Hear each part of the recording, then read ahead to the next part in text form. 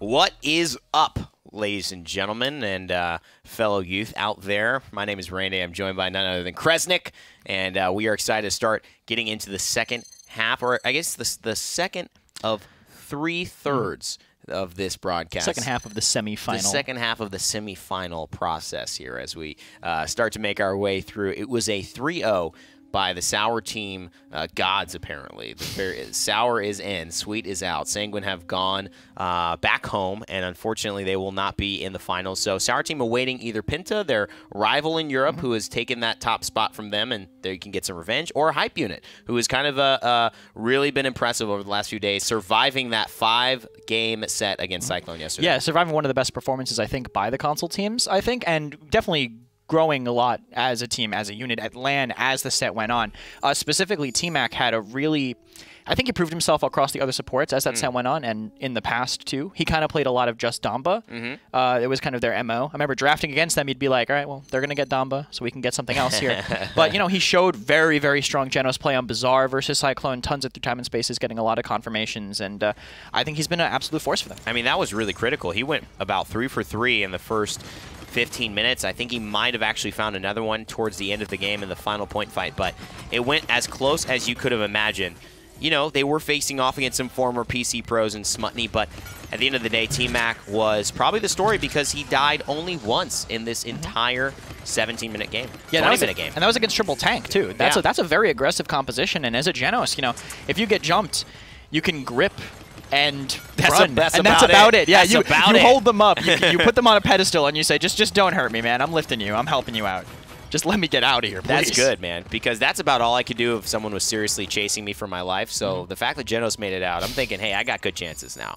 Tay as well, he's been a new face to LAN, but not a new face to this unit. He has provided that front line stability that they've so desperately needed and relied on. What do you think about him today? Obviously, a big moment for him to step up and kind of make a continued name for himself at LAN. Yeah, definitely. This being his first LAN and being someone who kind of, I think, had a breakout season in the PML. I mean, previously, he has competed before. This is his first season under the name Tay, but he actually went by Party Animal in the past. Okay. If people didn't, I hope I'm right about that, man. That would be... No, I believe he's Party Animal in the past. And but this has been his absolute breakout season. First time, I believe, on a high-tier placing LAN-going team. Right. And I think he performed pretty well yesterday. That Kronos buy that I thought was BM actually turned out to be auto purchase that they forgot to turn off. Wow. The kill to heal and Kronos yesterday. Wow. Was auto buy. Well, it's good that we got that handled. Yes, I had to make sure I clarified because I got a DM at like 1 a.m. that was like, we weren't BMing, man. We weren't BMing, like, man. Come on, dude. How could you tell us about, you know, the little things? It's amazing because all the players, they go home and then they watch their set and then they listen to all the words and then they say, you know, when you said that, Krez is probably like, meanwhile, just not, he's talked about 8 different games that day. And he's like, oh, yeah, I guess I did. Oh, sorry about that. But, you know, I understand how it is. I've been on both sides of the things. And they've been on both sides of a lot of easy games, a lot of hard matchups. Yeah. This tournament now is only getting harder and harder. This is just the play-in bracket to the PPL teams that are waiting for the next couple of days. So Poison, Stigma, the rest of this squad of Hype Unit have a lot to talk about and a lot to look forward to. So let's talk to him. We've got Dolson standing by with Stigma, I believe, of Hype Unit. So Dolson, what's going on? All right, guys. Thank you very much. Down here in the booth, none other than Hype Unit. Got Stigma next to me here today. You guys had the closer set of the day yesterday. What are some takeaways you guys maybe have, some things you maybe worked on coming into today? I would say, if anything, we worked on synergy more than anything. And I think also our drafts. That's probably the most important thing going to next set. Yesterday, drafts were a bit iffy at the start, some miscommunication on that end. But I think today will be better. Do you think now that you're not going against a console team, do your drafts become maybe a little more comfortable because you're going back against another minor league team, or drafts just that different going against a PCL team yesterday? They are a lot different, but we're sure Penta has some crazy drafts, so we're not expecting a simple, just, you know, standard streamlined drafting system, you know? And obviously over Penta, team you're very familiar with, you guys don't play them during the normal minor league split. How do you feel going into this matchup? Well, we're definitely the underdogs, but I think we can take it if we try hard enough. That's right. Well, try hard. Best of luck to you. Thanks for talking with me. Let's send it back to the desk. Did Dave just call Stigma a tryhard? He said, try hard. Thanks for talking to you. Dull size in the chat right there. It was a very funny. I played some casuals against Stigma, which Is makes he a me tryhard? think, which makes me think the opposite. Yeah? He has his moments. I've seen Stigma. He's experimental. I think it was one I'll of say the. that. It was a really funny situation where I was watching Sigma and Rock on do a 1v1 on Frog Out. It was very impressive. It was one of those really fun things to look at. And great players. They just bring so much to the table, and they have so much deadly kind of potential that you have to always respect them. And I think that's what they're going for. Not sure that they're going to beat Penta, who would be at this point. Penta have proven to be a dominant force in the PML. Yeah, absolutely. Penta. I mean, they looked really, really strong, I think, throughout the season, even with some trades against Sour Team. But actually, they didn't come in with their full roster, even despite their performance yesterday, looking absolutely astounding. Exentra coming in to replace. That's right. What was? I know the player. Who Ovim couldn't make it. That was the name. I had been thinking about him because he wasn't here yesterday. It's so weird when a big name like that is just not present for this. Imagine, and he's like never lost at LAN. He's like the guy that wins at LAN no matter what, even in the underdog situation. Brightmarsh is where he lives. So the fact that he's not even there and this team is still considered such a threat, I mean, what does that speak to Exentra, but Penta as well? Exentra specifically, though, has played with the core previously, in the past. It's not like he's a brand new addition. He's kind of, I think, plug and play. It's same role, same people that he's played with before, and it showed yesterday, I think. It was an absolute domination, but, it's still, you could tell the well-oiled machine that Penta was in that set. And it seems like they're all just playing off of each other, making very strong decisions. This was a very close play here. The Immortal just coming out. It actually looked like it might have been the Whirlwind. But what was so interesting about the dynamic that was happening, I think, across the board for these teams is that they've been really uniquely positioned to take a look at teams that they're not going to play for the rest of this tournament, and that's console teams. The draft, obviously a little different.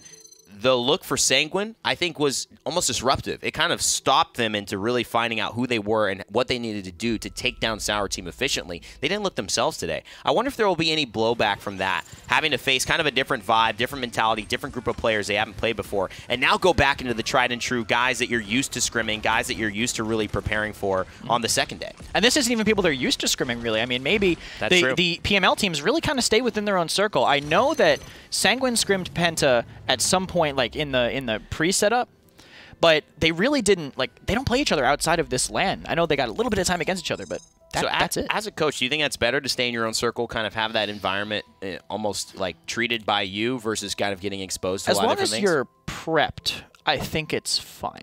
As long as you do your research, I think you can kind of scrim the same teams because you're trying different things. You just have to know, if something works in a scrim against a specific strategy, you have to know going in it could be risky. You have to read the draft as they're picking and say, I don't think that's going to work against how these guys want to play. Interesting. We've got Game Mode coming up very soon for you all. As far as this matchup for today, we're looking at essentially the top team coming through from Europe, the Penta squad that has been kind of setting up the storyline for if they're defeated, it's a little bit like Goliath has fallen. And, of course, Hype Unit, who have played the most contested set yesterday against a console team, going all 5 games, 3-3 into the very last point fight. Now, Dolson, I'm going to ask you once more, buddy. Are you ready? We got an interview with Dave. Let's see if he is prepared to take it away.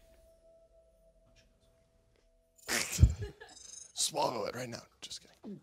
Oh, we're live. All right, guys. We're down here in the booth. We're discussing the Penta logo, the many facets to it, with none other than Simsalou. Obviously feeling confident before this game. I mean, yesterday we had one of the faster sets we've had here at the MSI.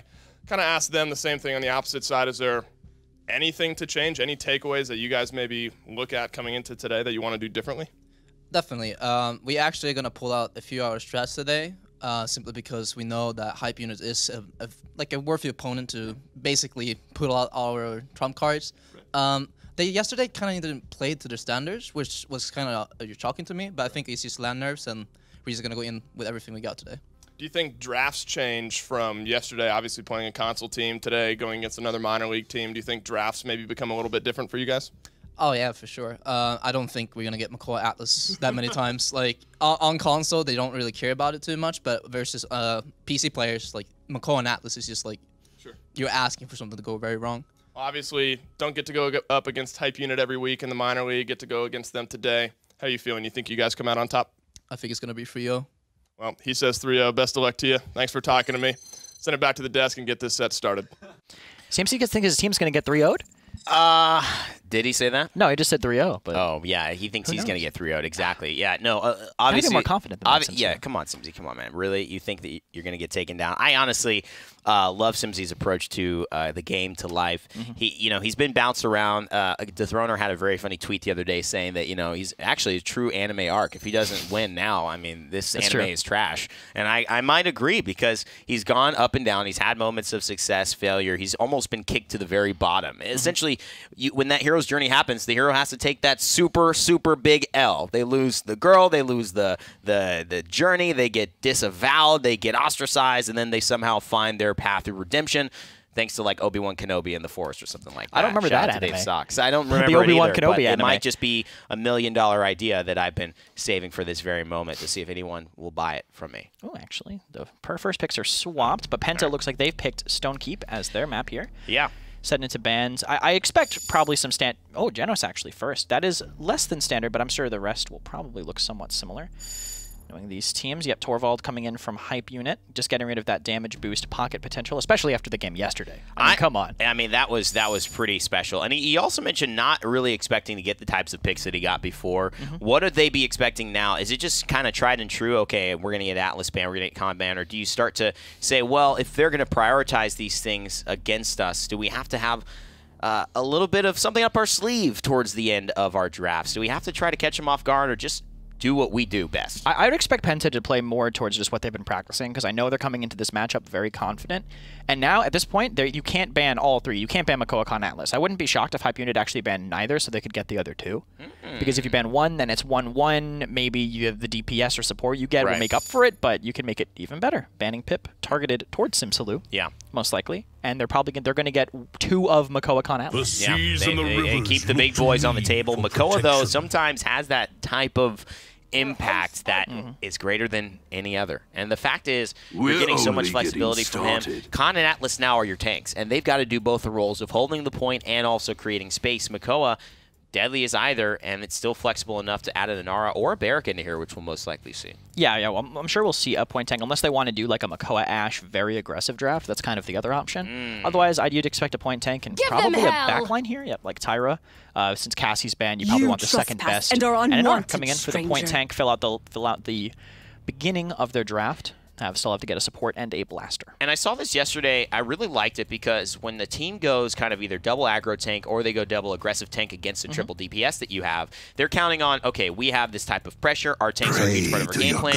When you're able to pick up 2 strong tanks as well, or even the triple DPS, plus the Tyra, you can almost, in the same effect, keep doing what you need to do, which is have damage on the team, but also take away a little bit of their game plan. Con, Atlas, they're going to struggle being on the point exposed if their cooldowns are down with that Hunter's Mark on them. So it does help to give a little bit of pressure onto the Inara, even though the Damba sides the way of Hype Unit.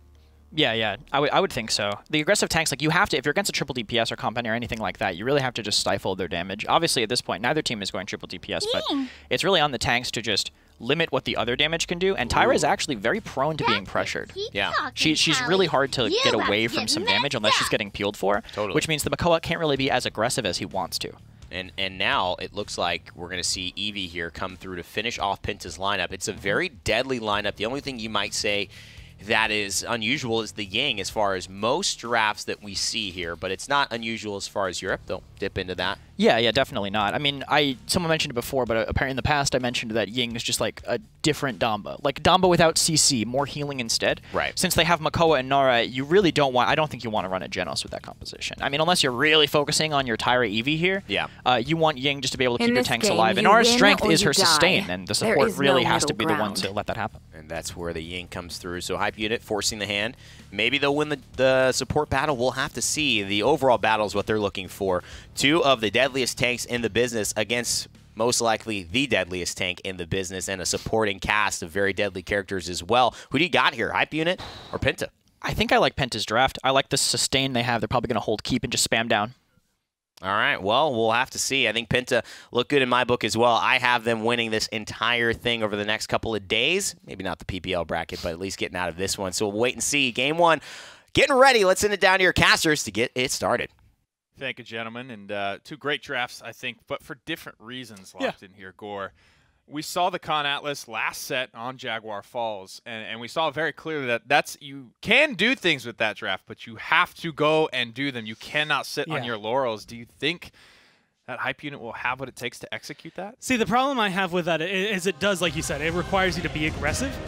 I don't think Penta's going to let them be aggressive. Penta's going to be just as aggressive, if not more, back at them. Like, Penta have drafted with, I mean, everything they have in their arsenal, specifically the Eevee, is going to bounce around and cause enough of a distraction. I think it's going to cause too much trouble for them.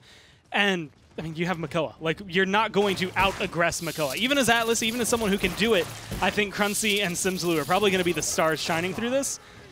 It's going to be difficult for Hype Unit to play this draft the way it needs to be played. Well, well, well. We shall see the way it goes. Hype Unit, I think I'm a little scared of Penta. You definitely want to, not be afraid of your opponent, but definitely give them the respect they deserve. An early hook will land on a William. He's going to battle shout and backpedal his way, but Simsaloo gets the angle and grabs first blood. Yeah, kind of like that. You want to be aggressive, but when you're aggressive, they have a hook. They just pull you out. There's no chance where you get to, I want to say, truly feel safe. I think Tay is going to look amazing on this Atlas, right now, unfortunately, down, but I just don't know if they have the room to play with. I think Penta have a Nara Ying to control the point, and then 3 champions that are just going to melt you anywhere else you try to fight. Okay, Cruncy is crushing these hooks on cooldown. They have all resulted in kills seconds after landing. This is very, very overwhelming pressure to play against. Oh, yeah. A lot of talk was around this Makoa. But I have to say, if there was a time to let a Makoa go, man, it would have to be to get Con Atlas, but that still doesn't look like it's been enough. I mean, it's just one of those things, we always talk about, like, NIP playing maybe more aggressive, right? They tend to play in a style that warrants pushing past the payload, pushing past the point to fight. Let's talk of Na'Vi is like, Inara on the point, good healer behind her, like they're just going to control the objective. This is the best of both worlds. Like you have everything you need to be able to accomplish anything in the game. You can adapt your playstyle perfectly to whatever hype unit want to try and accomplish or where they're positioning. And so because of that, it puts the onus, like Penta can almost let the champions play themselves. Hype unit have to have pop-off moments. This Maeve needs to go and find 2 or 3 kills. It needs to get rid of the Eevee. It needs to get rid of the Tyra or the Ying. 2 of them minimum, almost every single trade. Like, you just can't let them go through otherwise. Oh, he's looking. He was looking to take somebody with him. Okay, Cruncy, that might be the first damn hook he has missed all game. But you said it. You were damn right. This Makoa is going to come out. He's going to set the pace of this fight, and Penta and K. Cruncy have done exactly that. We've seen the initial hook was good. The second hook to follow it up was good as well. A little bit of a team fight starting to break out here. Illusory Rift is Pop Tay trying to back off. He's hooked back in. Second chance will give him just that. And he does make it out alive for the time being. Into Shell Shield. Exile's coming through. But Atlas is truly out of time now. He gets taken out. Makoa can't track down Leon. Drops onto the Maeve. The hunting party mark gives the vision. And K. Cruncy does the rest. Now he's walking forward. Ancient Rage ready, but he can't get it off in time. Sent back to base. 50 on the clock. But it looks like Hype Unit beginning to stabilize. This is one of those moments where I guess the best analogy is Hype Unit drafted the Hunters, and they're getting hunted down. Like, that's the biggest thing. Makoa is playing with almost no fear.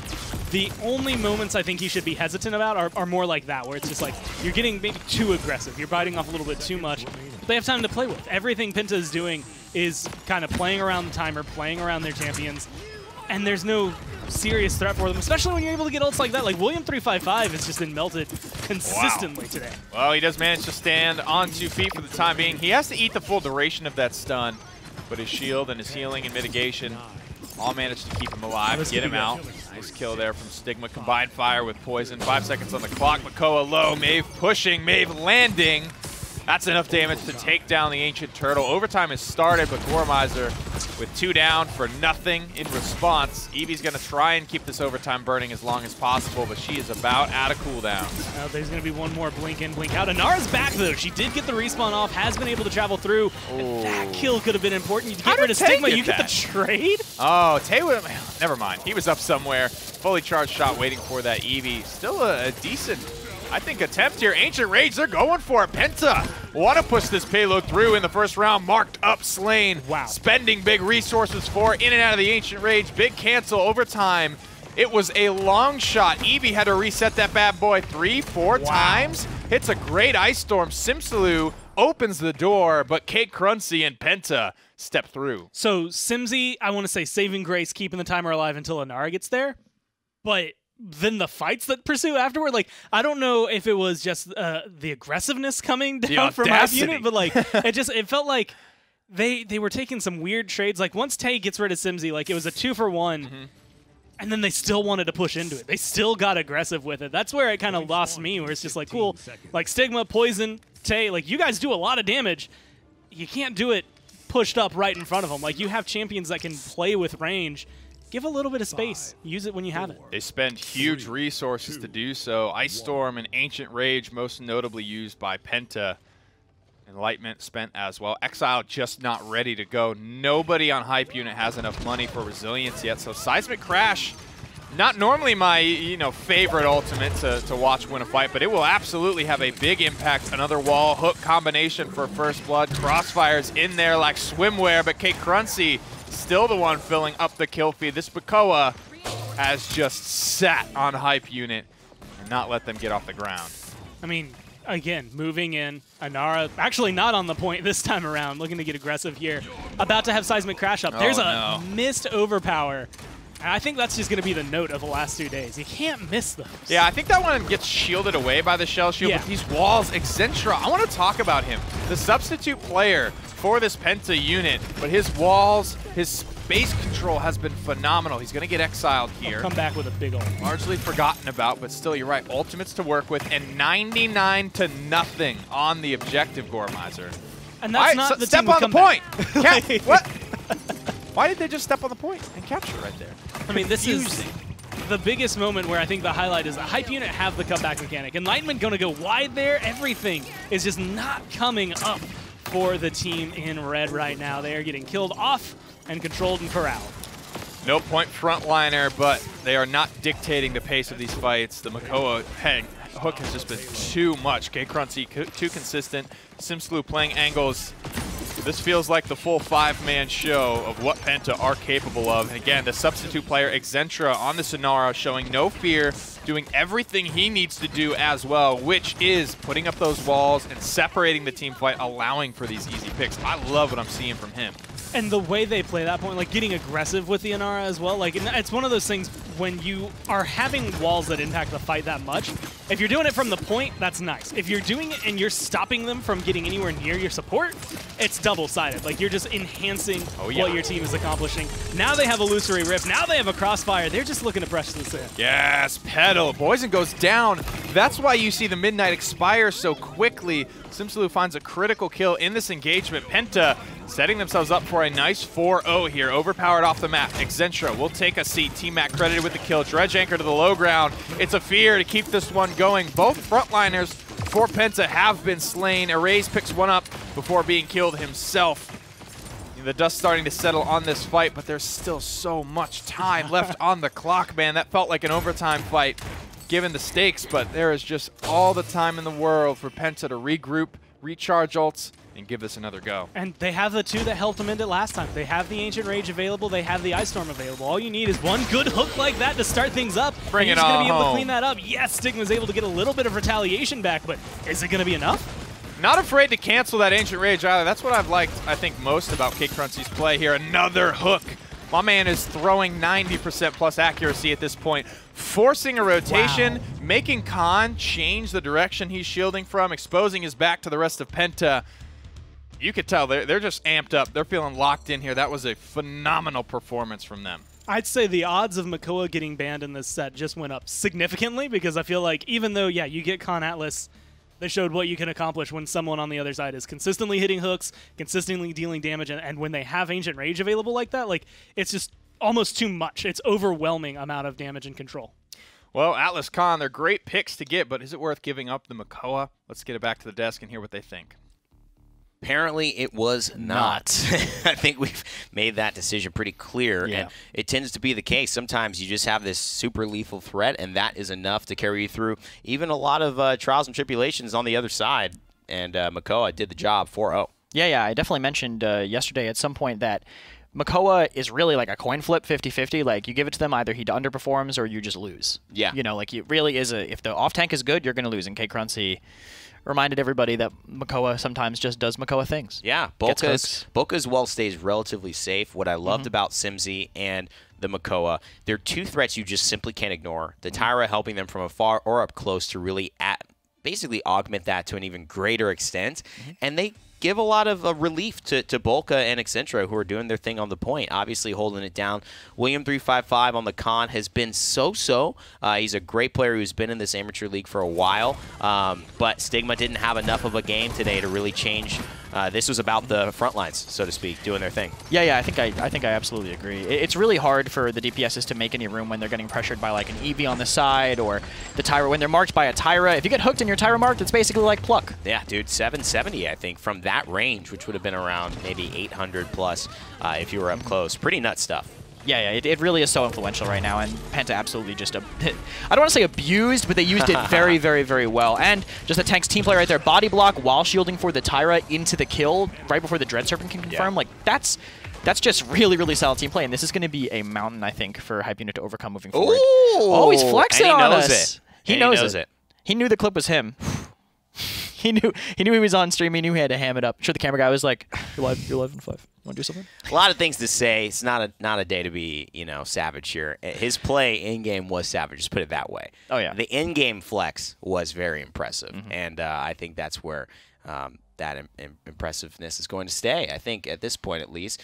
And it's now time to look into game 2 because the key is Penta have started things off with a bang, but can they continue it? Hype Unit are notorious for winning that second game and then winning the 4th game and then winning the 5th game. That's what they did all day yesterday. They went off to a bad start, but they ended up climbing back and eventually overturning it. So how much can they continue that pattern here now that Serpent Beach is our second map? They want to slow this game down, I think. Serpent Beach is a map that it's not as notorious for it, but it's kind of like Ice and Bazaar where like you can go to 4-3 pretty easily. Yeah. Like 3-3 mid-fights on Serpent are not uncommon just because of the height. It's so hard to push unless you have a really solid take. So if Hype can deny them some verticality or some like executes like a Khan or Makoa hooks again, they can get it to 3-3 and kind of flatten it out, maybe get an even game moving forward. Let's see if they end up banning the Eevee or the Mave, or if they ended up taking one of those, because that's the difference, I think, that has been made so much for these teams in these close scenarios, whether it's the Mave and Ninu's performance yesterday and today, or whether it's the Eevee's performance and just what she's bringing to the table for Penta in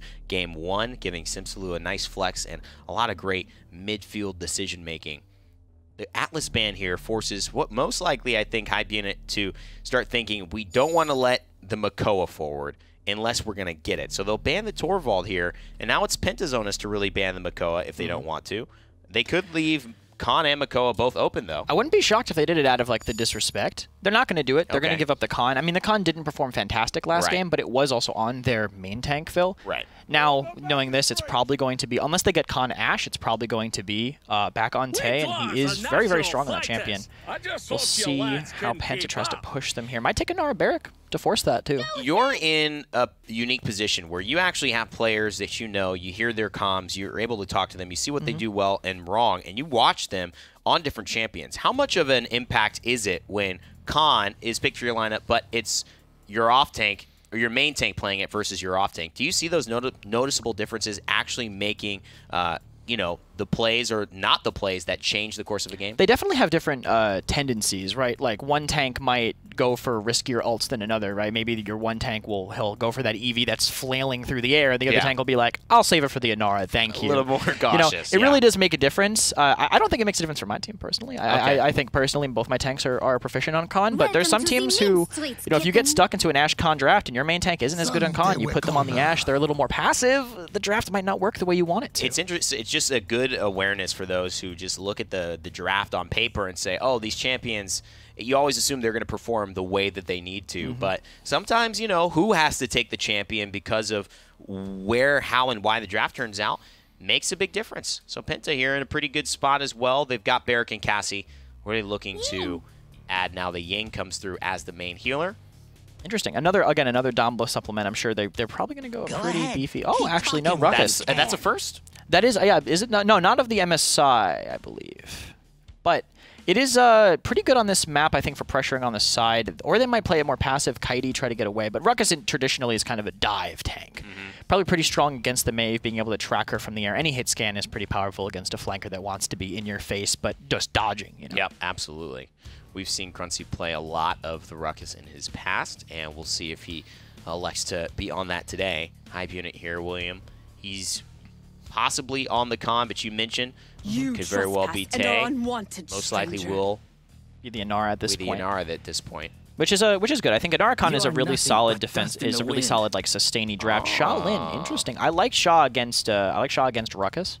Yeah, personally, I like the ability to just really dash away, like catch value. him on the way in. Once the Ruckus gets on you, yeah, okay, it sucks. Yeah, but you know, when you're just poking him down, it's really strong. It's hard for him to get in. It's easier for him to get onto a Leon than a Shaw, I think. Well, I think also Serpent Beach and Shaolin have always kind of gone together. They've been in a nice tandem where there's just enough high ground, low ground, enough burst mobility, and the invisibility to really make a few plays that get you out of dodge. And also, the Heat Haze could be very instrumental. A little bit of movement speed, a little bit of high ground, the right positioning. Shaolin is a threat, and a lot of great walls. We'll see if Explosive Arrow is picked up. Do you think he goes for stuns here instead? I actually think he might go explosive considering the enemy comp. I think he might go explosive just because the people can like kind of stay away from walls, not people that might instantly die. But you know, who's to say? Also, it's gonna be an interesting mind game with the Heat Haze and the Scout. Absolutely. Because it's probably going to see a lot of ults being held pretty much the entire game, honestly, moving forward on this one. They both charge him up pretty fast as well, so you could just say, okay, I'm going to get first to everyone. We don't know, but what we do know is Penta is in the lead, and Hype Unit obviously trying to make their way back into it. They did it yesterday. Can they do it today? Let's send it back to your casters. Get ready for game 2. Thank you, gentlemen. Here, Serpent Beach, ready to get underway. Both drafts again. I feel like have those strengths. Yeah. Kind of having those niche picks coming out a little bit. Ruckus, Shaolin starting to poke their head out. And I can't think of the last time I saw Ruckus on not Bright Marsh. Like for a long time, he reigned supreme. He was almost always picked up as that second flex tank, and then he just kind of disappeared from the meta for a little bit. When he came back, people only play him on Bright Marsh nowadays. That's the only time you ever get to see him flexed out on. Navi does it, Envy does it every now and then, but like, no one pulls him out consistently. So Cruncy feeling confident enough with it to pull it out on a Serpent Beach, I think is maybe the biggest tell for Penta that this is something they've been like kind of keeping quote-unquote in the pocket. I don't think it's going to be like this huge revelation of a strat, but they've got a Ruckus. Erase, in my opinion, has a lot of weight on his shoulders. Cassie needs to deal with shields, get these tanks dealt with, while simultaneously wondering, you know, waiting for that Heat Haze to be popped to scout it out. Simso looks like he wins a little bit of a 1v1 over here on the right-hand side, and this is the reward that it reaps. A free angle on the Inara, first blood, and William doesn't even look like he reacts to the pressure from Simsolo. Not wanting to bite off more than he can chew, though. Doing a good job pressing his lead. K Cruncy's here, fueled by the healing potion from Pip. K Cruncy is all in on this one. It might cost him his life, but he certainly buys a lot of space for his squad. Simsolo moving effortlessly through this team fight. Has he bitten off more than he can chew? It doesn't matter, Gormaj. Penta have already grabbed the first payload. It's one of those things. Yesterday, I think, you know, get him, Sims. They made the joke towards Simsy that was, you know, he said he's a 4-trick. I'd say he's probably a 5-trick, but like, at what point is it like a, oh, you're only good at 5 champions? It's just like, I mean, that's all you need to be good at, right? Like, what the hell's a 5-trick? A 4-trick, even. You've got everything you need in your arsenal. Like, if you're good at Pip, if you're good at Eevee, if you have 3 other champions you can flex to that I just don't want to list off right now for Simsy, then you're fine. And when he plays Pip like this, I mean, there's literally nothing to worry about. He wins a 1v1. I like to think of myself as a 40-trick, Gor. A 40-trick? You can just play everybody, except for that one. It doesn't carry the same weight. Oh, man. Awkward. Simsolo. He's just good. Always known for versatility. I'd be happy to have that conversation. He's a 12-trick. With anybody. 135 on the clock, though. Good progress made so far. Remember on Stone Keep when we were having that heated cast, but there was still a minute and change left on the clock. It felt like it was an overtime push. Well, here we are again on Serpent Beach. Very, very close to converting this payload in the first round. Volca furiously poking people with his mirror beam. Ultimate's ready. He's actually going to hit the gas pedal. Penta are just not letting up. They are going all in on these conversions. And that's actually really good to have happen right now. That Dread Serpent, you're going to get the healing from the Illusory Rift, but you do have Hexafire. That's the big opener. You have something to close this out if you need it, but you need to stay alive to use it. There it is. Cassie rolling in, wants to take care of Shaolin, but Stigma finds one, Stigma finds two. A beautiful Heat Haze gets a lot of value, almost kills a Raze as well. But the Cassie's able to dig in her heals. make that stand, taking down the Desert Wind, pushing back some of these frontliners. Penta went pretty hard for that one. They dropped the Dome Shield as well as the Illusory Rift and an Evil Mojo earlier, but we know how fast that ultimate comes back. Simslow's already at 64%.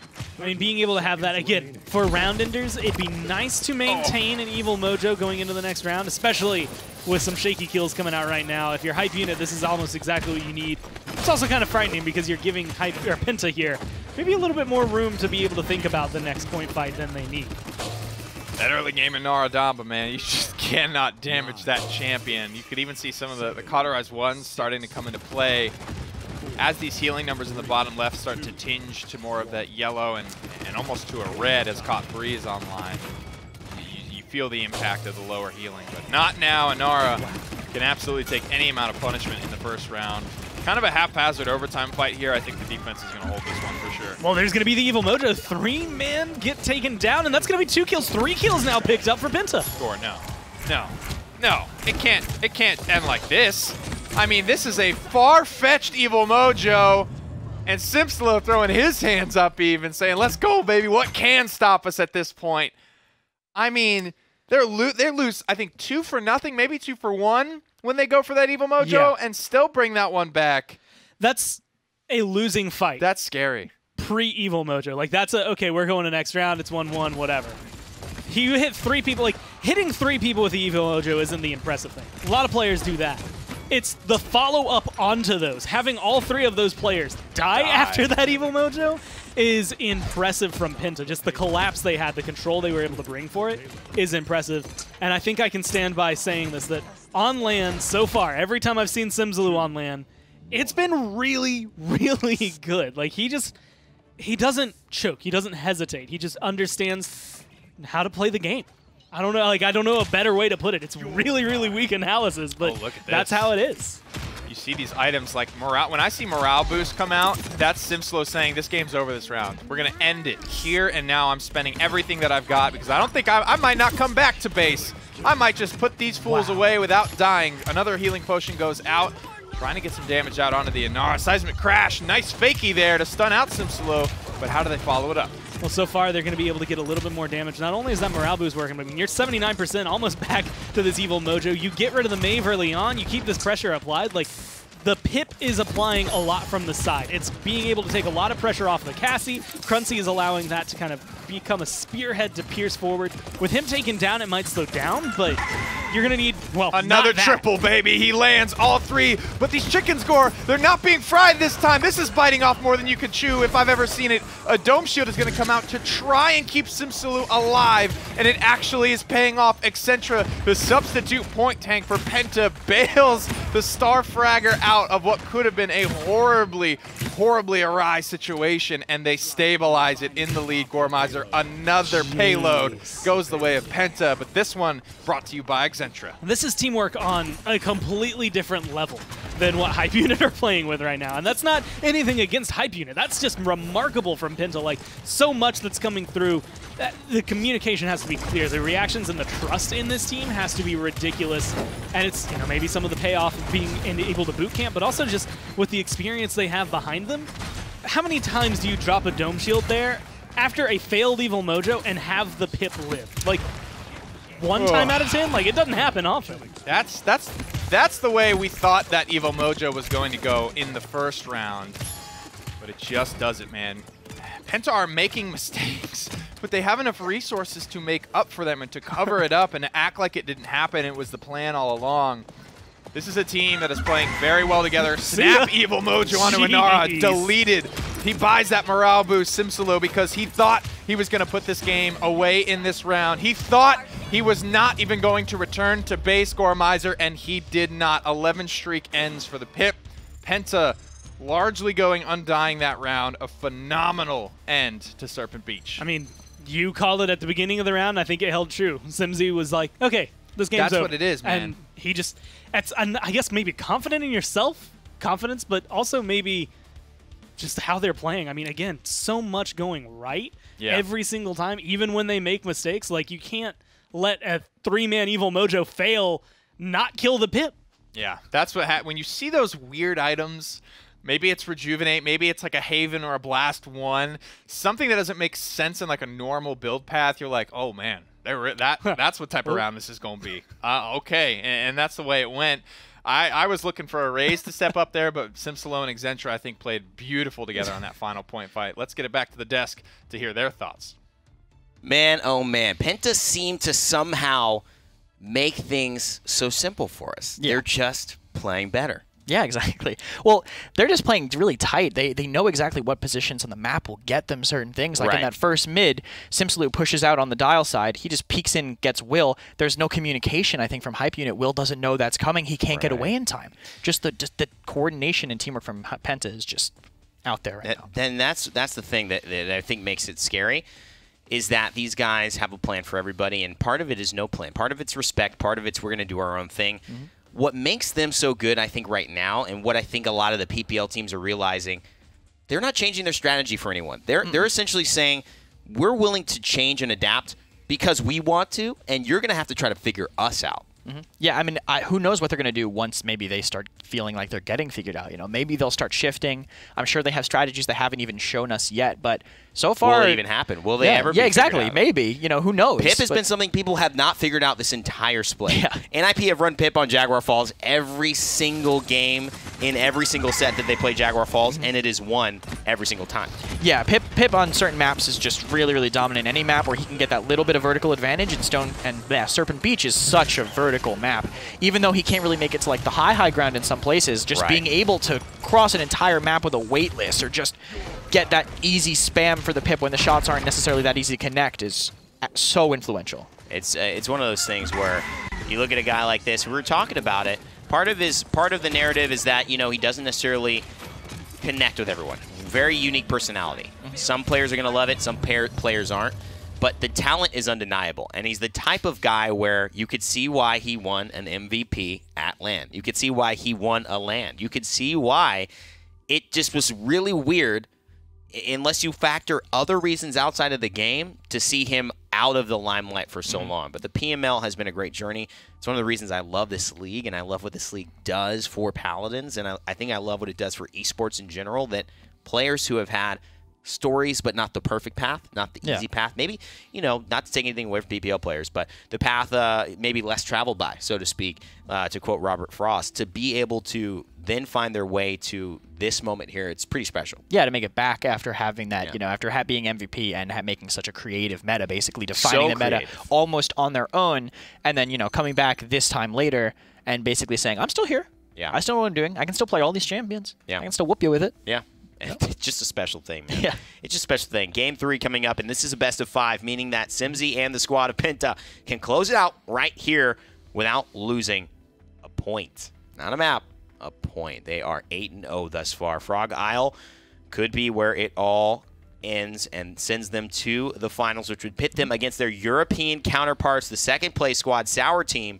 It would be a rematch for the ages at LAN. Couldn't wait to see that one. But Hype Unit still can battle back. It's not over.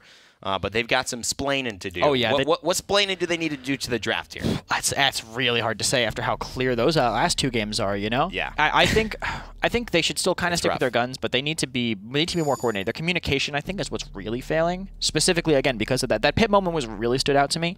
They have some good reaction ults, like when Penta Illusory Rifted, and the Ruckus pushed through upper and got feared like immediately when they saw him, and the focus fire was there. It just wasn't enough because the Illusory Rift, like you can see the reflexes from Hype Unit are here. I think it's just as a unit that they're collapsing here, and that's what they need to settle on. And I hope they realize that too. I hope they don't think it's draft, it's anything specific like that. I think they have it. They just really, really need to form up and have hopefully someone maybe step up as like a clear leader here, keeping everybody vocal. Well, we'll see if they can do it. Obviously, contented faces across the side of Penta. They continue to be dominant in many different ways with many different drafts, having flashes of that Virtus Pro squad of old here a few Novembers ago. No Genospan to start.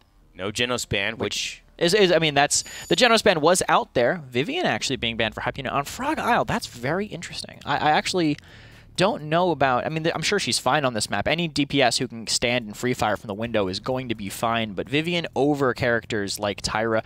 I would even play Victor a lot on this map over Vivian, depending on the enemy composition. Is this just a way to open up something that you want to first pick and not really take away something that's crucial to your lineup? That's what I was thinking, but unless you want to do like a very specific double shield tank draft, Vivian won't screw you any more than another champion would early. And I mean, Victor and Tyra will do the same thing once Wrecker's online. Right. You know? Right. Especially if you get deft hands. Yeah. Maybe not really caring so much about who's in that spot, but more caring about what's not in that spot, and it will be the con this time around. And so they'll be able to grab that. It's also the Genos here. If they want to try and do a triple DPS, it's a little risky, and I don't expect them to do it, and they won't on their very last game where they can either go home or go big. Penta now with the option for a Genos themselves. I think Genos is solid on this map, but I think you still play it with double tank. I think triple DPS has a place, as we saw earlier today, but out of all the maps, Frog Isle is one of the maps that when you look at it, you think double tank, right? You have a tank in main or on point, you have a tank on danger, which is the cliff side, the edge.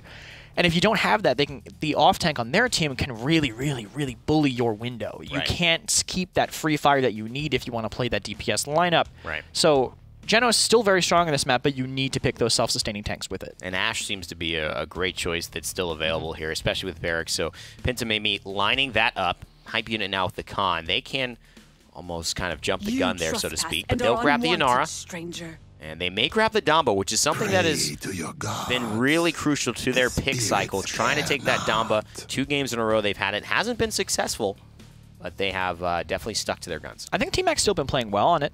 I think his Dread Serpents have been really phenomenal. Yeah. But it's just not making the difference. But you don't really expect the support, You don't. I mean, in some cases, you know. Like Damba heals can carry a game, but the rest of your team has to be performing too. It's not going to do it on its own. Right. Characters that will carry a game, though. Strix and Maeve. There you go, right there. Side. And that's scary because I think this Maeve is she's just a handful. And it's the one thing you don't want to have to do with a Strix locking you down with his line of sight is be looking at other things. Be paying attention to something up close where you forget that there is a man with an owl hood staring you down. You make it sound way more intimidating, actually. When you say it like that, I'm scared right now, and I'm just sitting here with you. Imagine bright lights. It's just a scary thought when someone's got a, somewhere from a distance. There's a scope trained in on your head. I like the pick by them over the Kinessa because right now the Hype unit have an Archon that's not really an aggressive tank line, and they get Strix, the sniper who handles the pressure worse but wins the counter sniper matchup because of Roost. Yeah, and that's interesting here. I wonder if he'll be able to take advantage of that in the best way possible. All of these things are like you've got to be. Really, it's almost like everything has to play perfectly for you to execute on a lot of the sniper's potential here. Some headshots have to be hit. You have to be scoped in at the right time. You've got to obviously have the right the alleviation of pressure coming through from your front lines. Yeah, what it comes down to, I think, for Hype are like all on Stigma. Penta have multiple outs. And that's why I think their draft is better. And that's really a safer way, diversification. They talk about it financially. They talk about it in Paladins as well, apparently here. Kresnik breaking it down for us, and we're about to break down this set. It could all come crumbling for Hype Unit if they can't win here. Let's send it down to your casters and get going for Game 3. Thank you, gentlemen. Frog Isle, the drums, they are a-rumbling. I feel like I've missed Frog Isle. I think it was like banned out almost every single set yesterday. Did we see it yesterday? I actually don't really remember either. If it came either. through, it came through once, but no. Production's telling us no. First Frog Isle game of MSI coming at you. William, Stigma, T-Mac, Poison, and the Young Tay. Those are all the talents they've selected. Impulse Cassie, I think, is the only one really there that's up for discussion. Nocturnal Strix? I don't think. A lot of people running unauthorized use, but Arrays goes for Nocturnal, less of that stealth juice as he has to, kind of move around the map. He'll be able to stay invisible longer. I guess that's important against stuff like Cassie and Kinessa, but player preference at the end of the day. You see Tenor when he runs it, almost always unauthorized use. And not only that, but I mean, you see Tenor maybe even getting aggressive in some scenarios. Like, this is, to me, a talent pick that is very poke heavy, very peek heavy as well, where it's just, I'm going to chill. If I poke my head out, no one's going to hurt me, no one's going to like threaten me. Unfortunately, I feel like you don't get moments like that where you get to reveal their team and allow your front lines to have maybe an easier job because of it. Ooh, Simslow's going down. I think Tay has killed everyone so far. 3 people, the con just bulldozes straight through To the enemy stairs he goes, poking, dismounting, zoning away, slowing down. All synonyms you could use for this man's play at the moment. 75% to nothing on the objective as well. Is this Penta's kryptonite, actually, is the real question. Like, is this something they just don't know? I'm looking at Simsaloo, who's kind of playing around. I expected him to play Eevee overall for this one. And not so far blowing people up on the Mave, I think, the way he would before. There's going to be one kill, but not going to survive long enough to get another. Well, to overtime is going to be touched by Bolka. I think that's a nice effort. Strix grabs the kill. Arrays with 2, running away, but can't get out all the way. Shots landing. Flare. Well done, but not fast enough. Arrays with the perfect sequence. Beautiful Strix play, but the lead was just too large, the mountain too high to climb. And Penta, for the first time this set, will have to take a backseat on the defense. The first point Hype Unit has gotten the entire time. Or if you want to look at it, I mean, that's the first point I think Penta have dropped, period. That's what I'm saying. 4-0, 4-0, 4-0, yesterday 4-0, 4-0, and now a minimum, or I guess damn, you're right about that. Minimum of 4-1, yeah. They have not lost a single point until just now. So open your eyes, anyone in the final. Sour team up there. If this comes through for the way of Penta, maybe you want Frog Isle. So what was it? Where did it all go so wrong, Golmiza? Honestly, I kind of feel like while Arrays might have pressure and might be able to win poke, I think Xintra and Cruncy went around very deep without any extra poke. Like, they were fighting in an area where you're right about that. They were fighting where Arrays couldn't see them, where Arrays couldn't assist, couldn't get any damage. So they were behind the wall on the other side. They weren't peeking window. They were pretty much right in Hype Unit's territory, and Hype Unit took it to them. So is that just like a heat check team fight? Like, can we do literally whatever we want and have it work out? I think so, because it's this angle. Like, you see Cruncy's not pushing as far here, right? Before, he would have been about 10 feet forward, and that makes a big difference just because of where Arrays would be. I also think, as much as I hate to throw the blame on him, considering he's been playing well pretty much every other game, Simsaloo is not really having the cleanest Mave game right now. It's going in, he's getting kills, but he's going even missing in a some couple of them. daggers. I think coming out like negative, missing some daggers. Like, his performance, I think, not being there means that Arrays has to perform a little more than he normally does because look at of this that. player cam. It looks like he's like physically trying to look around the corner as he's trying to snipe, trying to get that peek physically and in-game. I like this, though. Arrays, when he's been able to see the damn fight, has been very, very good. Hasn't missed anything. I mean, those were some, the shot into the flashbang, into the immediate follow-up shot. When you're playing Strix clean, it is so much fun to watch. The true mastery of this character is something that really, really can be felt, even from a spectator perspective. You don't have to be in game to feel the pain that the Talon Rifle can deliver, but everyone essentially wiped off the face of the map. Penta lose their first payload, their first point of the tournament, days 1 and 2 included.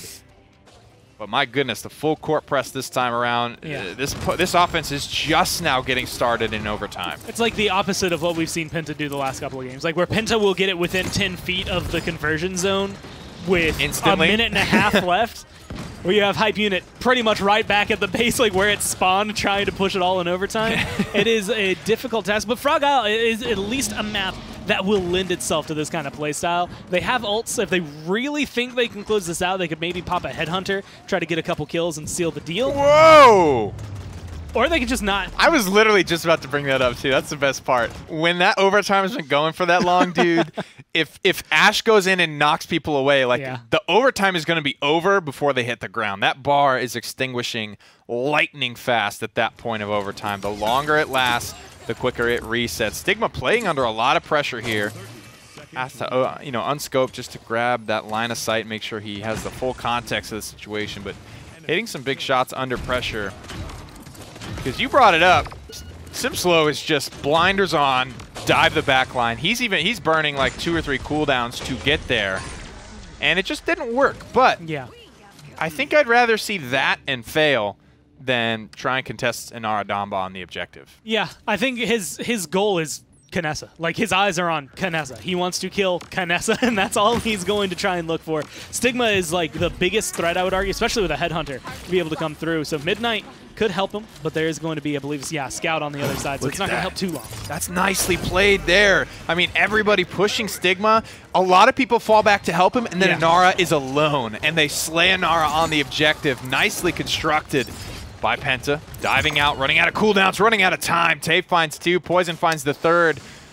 And easy come, easy go for Penta. They are out of control again of this map. William actually going to ride his horse down that old dirt road. Try and get the pressure and get set up. Supplants himself on the objective once again. Still a lot of ultimates for Penta. If they can get literally any value from these, I think they're in a good spot for this fight. I mean, Cruncy being stunned right there, actually getting his ult off, that's going to be huge for this fight. Keeping Ashe in this is going to be big, just damage-wise and control-wise. Cruncy's going to heal up and can get aggressive. I feel like he should have died there. Yeah. Why do I feel like he was just left alone there for so long? Tay, like, Tay had to reload. did he run out of ammo? He was just watching. Oh, tough stuff, dude, there. Flashbang, the only ultimate left in the tank, but not a whole lot of time needed. Commander's grab is no good. Arrays plugs Thay the second he stops moving. Simsaloo finds the counter snipe, dives the enemy sniper, gets Kinessa, and is just pressuring out. He's probably going to die here, but he gets the support instead. Just when I count him out, he makes it happen. Simsy. Dash up into the air. And boy, oh boy, it's a close margin, but he lives. He had 2 health. The boy who lived. He was like, he's in my mind. You Harry get Potter that ain't got kill- nothing on him. You get that kill on Maldamba, and you're like, all right, guys, I have 2 health. Like, I'll just Maybe we chill call it. now, right? And then kidding. he jumps up and goes to fight a Cassie. Like, That's it's what not you even thought I so- would do. He's just like, I'm gonna bank on her not hitting this shot, so I can kill her. And then he still gets aggressive. Like, he wants to keep fighting. There's just no one left on hype unit to go into at that moment, so he gets away with it. Time and Space hits full charge here. Still sitting on the flashbang. Game will not end no matter the outcome of this round. Headhunter, Dread Serpent, Scout, hype unit have resources to defend with. Fishing comes up empty. Now that might look from where we're sitting like a bad Time and Space, but they've already hit some good ones, forcing people into like where you would fall back to. That's where Bolka's been lasering, and it's up to everyone else to push them into that situation. So look at the first, Time and Space that landed this game. That's how they executed it. So that one may have looked off, but that's kind of the thought process behind that. It also helps, we see all the silhouettes. We know, like, there were like True. 3 times before Very he shot true. that area. He actually hits 3 people if that's about 5 seconds earlier. True. But it doesn't even matter. They buy the space they need. That's really what you're going to be able to get out of that. Not only does it kind of keep hype unit on their toes, but you push a payload in. God, they're just so explosive. I mean, Penta, when they get rolling, and even sometimes when they're not getting rolling, they'll just Evil Mojo 3 people on the point and make it happen anyway. That's what is so scary about this comp and this team, is that they play... like how on that Jaguar Falls game, I was saying a lot, I don't know what they're trying to accomplish. Yeah. Whereas when I watch Penta, even if they all die for it, at least it's very clear what they were trying to accomplish. And I like that about a team with a concise, everyone's on the same page, everyone's diving together. And I really like the way that last fight went when, you saw the pressure start to come out on a Stigma. Everybody fell back to babysit him, and then William was all alone. And then instant gear shift from Penta. They slay that Inara who was left alone out to dry. And now they're sitting 3-1. And if they can get just 1 pick, I'd say, early on, then this is probably going to seal the deal. My eyes are on Cruncy. Did manage to maintain his ult. Does go through the shoulder bash. Doesn't channel his ult. Doesn't get Dead the up as down. hell. And so he's going to be gone. So it's a 4v3. Even if you have an advantage, this is going to be very, very difficult. And there's comeback mechanic for hype unit. Like, they're going to be able to capture this twice as fast as you. Nobody's going, though, Gore. They You know don't what I want mean? They get that pick. Take control of the map, hype unit. Don't let Simsaloo just sit He's here just on his chilling. staircase and emote, and then just immediately back to square one in terms of map control. You never pass half court. Simsaloo dies for the dive yet again. He's been doing that all day. There's the big stun in the backline. K. Cruncy plants the flag. It's an 85 to 50% lead right now for hype unit. But with that ultimate into the backline, K. Cruncy sets up Penta to close out this game and this set.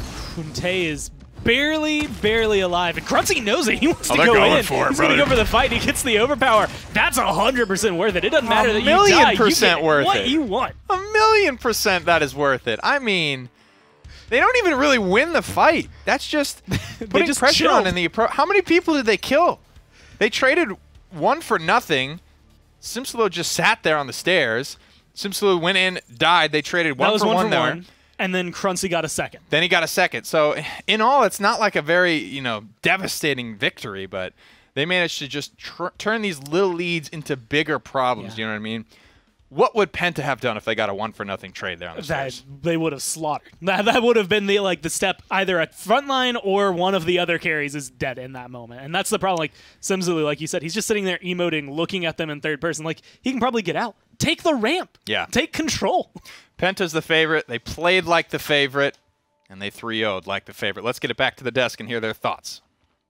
Well, G to the G, Hype Unit. It is the end of the hype right now, but it continues for Penta. We will see a European matchup in the finals of the PML. You've seen it at least 2 times over the course of the minor league split. You'll see it again here, but at LAN, and a lot on the line. These 2 teams, however, are qualified for the PPL side of this bracket, which is huge. No console teams have made it through. No North American minor league teams have made it through. So these are 2 serious competitors from Europe. Some of the most veteran names in our scene all across the board here. 10 players that will prove threats for everyone else waiting in the brackets over the next 2 days. Yeah, absolutely. And these 2 teams are going to be playing against teams that they've scrimmed before, no matter who they get, right? Because Navi and Nip, when they travel back home, they 100%. Only have a few options for people to play, right? Yeah. They're going to play against, they've been playing against these PML teams, and now those matchups, no matter who gets who, it's going to look like teams that have maybe figured each other out, maybe trying to trick each other, show things they haven't shown before. Yeah. Wow, absolutely crazy performance by Arrays here, too. And Tay, too, got a lot of confirms, but Arrays' stats were leagues, I think, ahead of the rest of his team, like 20, 30K damage. Incredible stuff there. They really just couldn't break that danger side. And what was so interesting is that when you talked about, Nick was actually mentioning the lack of zoning. We see that often with teams that aren't as confident to go and maybe take a risk, an aggressive risk offensively, and they kind of just hold on to these areas, and it ends up creating almost like death by default. I think the idea of what they were doing, I got the concept of it, because what they're thinking is, well, all we really rely on is our sniper. So if we push ahead, now our tanks aren't pushing them. They're pushing them out of Stigma's sightlines, right? If they were to shove up that danger, it would have pushed them out. I think in that situation it was good, but there's no way they could have known that SimC was three peeking with the emote, on danger. Yeah. So I got the concept, but I think it was a failure just in the moment because of Simslow's positioning. It's interesting. I don't know. I don't know if everything always plays out that way. I'd be curious. I wonder if they were actually thinking that, or if they were just thinking, let's hold right here. We just got control, pay attention, calling things like that rather than really looking at how the impact would be for Stig. It could have been, though, and that's one thing we won't get a chance to really talk to them about, because we're going to hear the winner's interview in just a second, and it's Penta who took that one really convincingly, Krez. Sour Team Penta, coming up next. You and I are going to have the privilege of casting that one. That'll be a lot of fun. So how are you feeling, just a preview looking at that set? I mean, Penta looked... I mean, both EU teams look phenomenal, but Penta, I believe, got the upper hand throughout most of the PML. Maybe Sour Team gets the big land boost that they're hoping to get, but I don't know. Penta's been looking very, very strong these last couple days. Obviously, much more efficient against the semifinal opponent, but did Sour Team give you anything looking forward to this matchup that said, okay, this is actually strong. This is what they need to be doing in order to compete? I mean, they knew how to close out the games, and also just looking at their roster historically, right? I mean, all of them have, I think, performed under pressure regardless of how their team's been doing, so that's what I'm most excited for. Well, I'm really excited for that matchup. We're going to have that coming to you very soon. But before that, let's get a few words from the winners of this last set. They're in the finals today. It's Penta, and we've got Dave and, of course, Pretty Hair standing by to ask some questions. Well, boys, like they just said, you're going to be standing through, and you happen to be going towards the finals. You've guaranteed a spot going up against, well, one of the top PPL teams, depending on which one it's going to be, depending on the seeding. But you're going up against Sour Team. It's someone you played, what, 4 times overall in the split? How are you feeling about that?